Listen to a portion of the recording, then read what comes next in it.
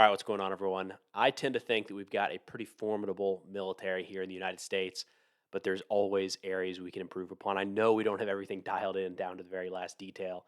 So there's a few things that have caught my eye recently in the war in Ukraine that I think we might be able to learn from. The first has to do with the information war, and the second, drones. The information space is an area where Ukraine has really excelled at, especially compared to Russia.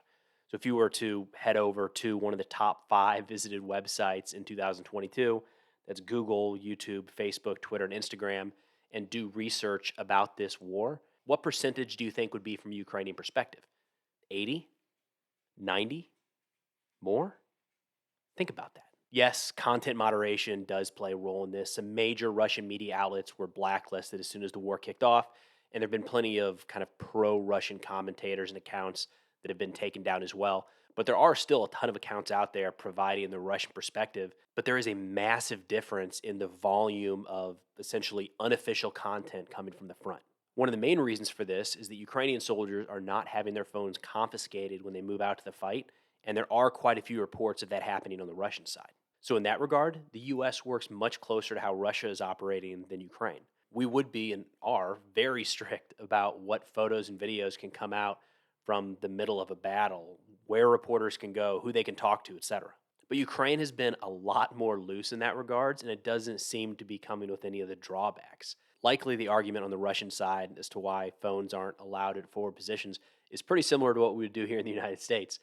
You just can't take the risk that someone would share a picture, video, or information that could give away a unit's location or anything that could be of value to the enemy, which is a totally reasonable concern. And we actually have a lot of restrictions here in the US when it comes to even sharing information about training. But Ukraine allowing more, amateur content from the front appears to be working. I mean, they are flooding the information space, drowning out any sort of Russian media with sheer volume. But maybe more importantly, those unofficial photos of soldiers living in the muddy trenches, huddled up around a fire, cooking food, humanizes them in a way to onlookers that you just can't get with curated professional content. I think that unique view into the average soldier's life has probably helped Ukraine to gain and maintain a lot of support around the world. And again, I don't think the US military today could pull off this sort of delegated approach to the information war. Something to think about.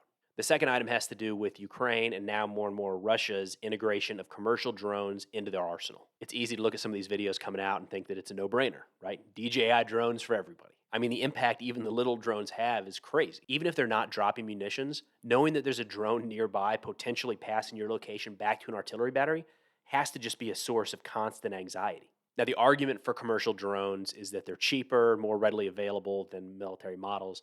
The downside is that they can be much more easily compromised. In some cases, that means the drone could be brought down by electronic means, but in others, it opens the door for the enemy to trace the signal back to the operator. That's a problem.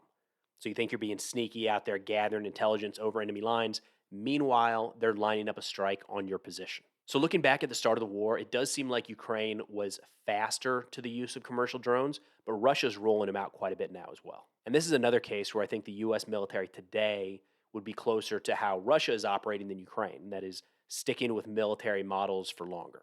I have a hard time seeing our current military being flexible enough to shift to something like this down to the squad level where we're seeing it used in this war. Just the levels of approval and concerns about the cyber and electronic threat.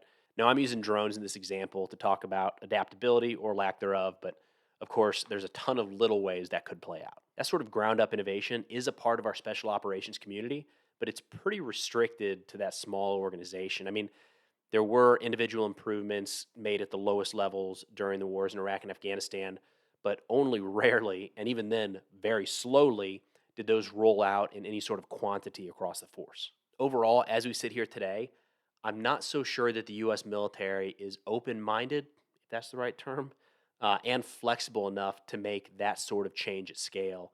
But at the same time, we really haven't found ourselves in a war like what's happening in Ukraine in quite a while. So, between those two, the changing of the information space and the adaptability with commercial solutions, I think there's a ton that we can learn from what's going on in Ukraine.